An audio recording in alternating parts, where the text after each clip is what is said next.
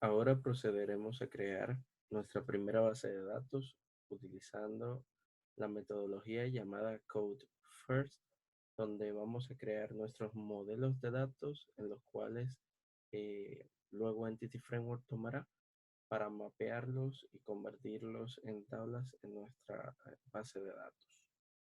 Bien, lo primero que vamos a hacer va a ser añadir una nueva carpeta a nuestro proyecto, un nuevo folder. Este folder lo voy a llamar Models porque ahí voy a guardar todos los modelos que vamos a crear. Sin embargo, esto no es obligatorio, yo solo lo hago para mantener organizado el código.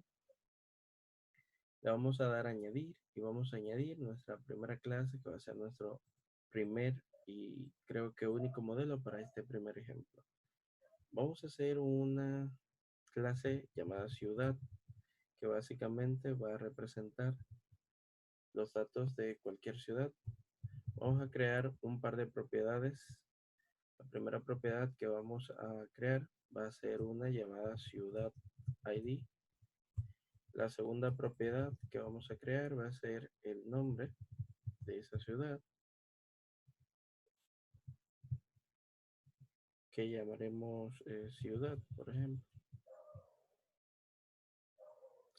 Y a ver, no puedo colocarle el mismo nombre de la clase. Vamos a colocarle, por ejemplo, descripción.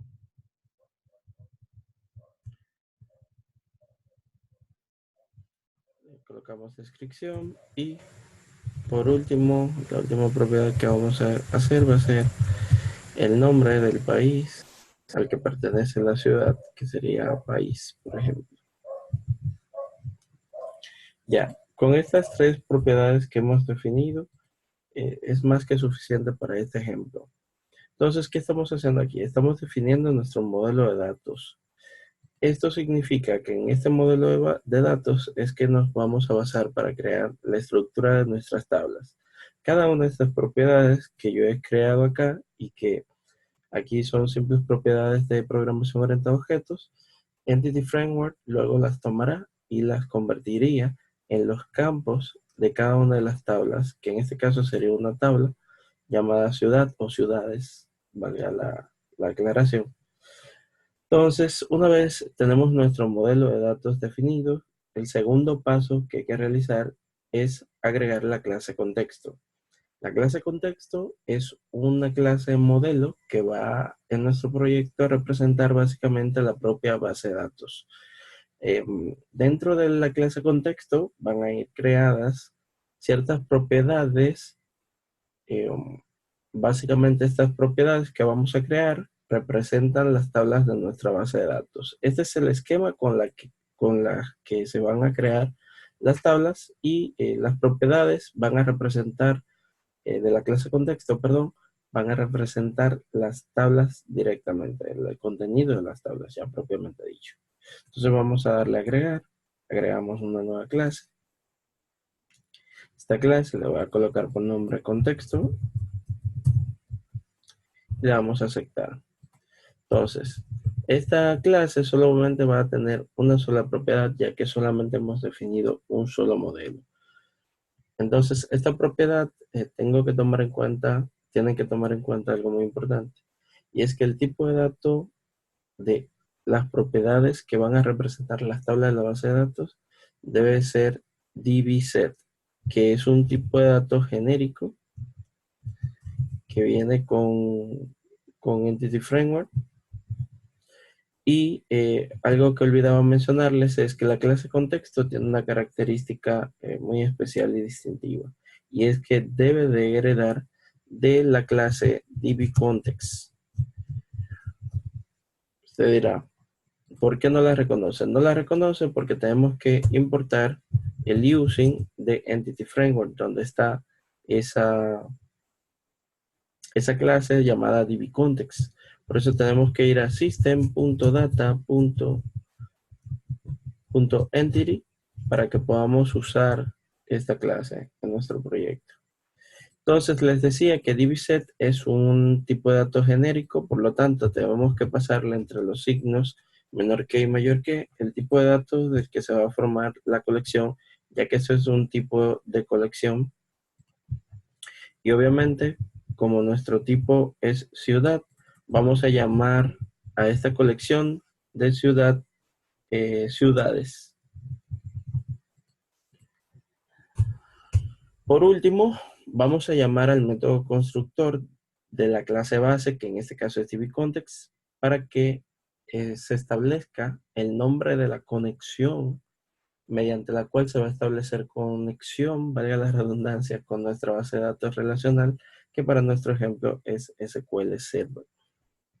Entonces, como recuerdan, los que ya están tomando el curso de C# conmigo, debemos escribir la palabra public y el nombre de la clase, ¿verdad? Para formar el constructor de la clase. Y llamamos al método constructor a través de la palabra base. Y aquí, como argumento, vamos a pasar simplemente lo siguiente: name igual el nombre de la conexión. A esta conexión yo le voy a llamar agenda.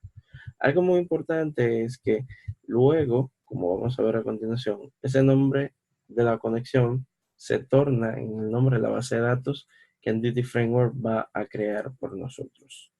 Bien, pues ya hemos completado los primeros dos pasos que hay que realizar. El último paso es establecer la conexión.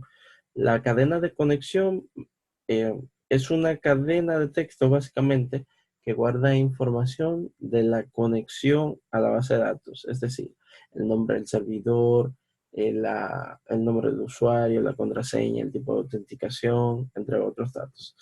Entonces, tenemos que establecerlo para que nuestra aplicación pueda ver dónde está la base de datos con la que va a trabajar. Entonces, para ello debemos de ir acá al apartado que dice AppConfig, y una vez en AppConfig vamos a añadir la propiedad que se llama Connection String. El Connection String lo parametrizamos de la siguiente manera. Escribimos add para agregar la conexión, luego le damos name para establecerle el nombre, que dijimos que la íbamos a llamar agenda.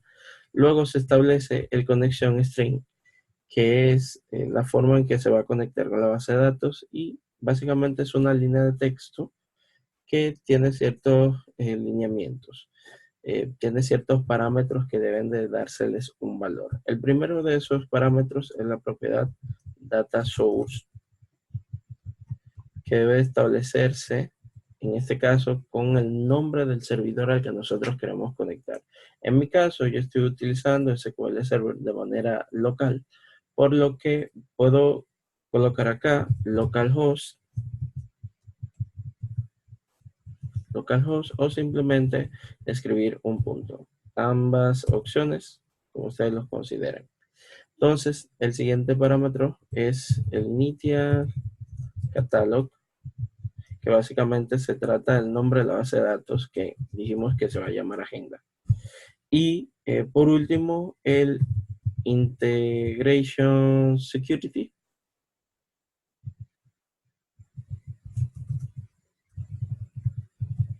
que básicamente es si vamos a iniciar sesión en nuestro servidor de base de datos con nuestro propio usuario de Windows, porque o no. En este caso es true porque voy a usar mi usuario de Windows para acceder, y por eso no tengo que escribir el usuario y contraseña. En caso de que haya que escribir usuario y contraseña, debo escribirlos acá, también pasarlos como parámetros, pero en nuestro caso no lo vamos a hacer. De esta manera nosotros hemos establecido la conexión. Yo sé que a veces al principio es un poquito complicado recordar esto, y hay una forma rápida que nosotros podemos utilizar cuando no memoricemos estos datos para ver o crear la cadena de conexión. Para ello vamos a Tools. En Tools vamos a darle clic donde dice conectar a una base de datos. Y aquí vamos a llenar los parámetros requeridos. Por ejemplo, server name, nombre del servidor, vamos a colocar un punto, como les dije. En nombre de la base de datos voy a tomar una cualquiera, simplemente para probar la conexión. Y vemos que dice que es exitosa, por lo que solamente tenemos que hacer clic aquí en Advanced.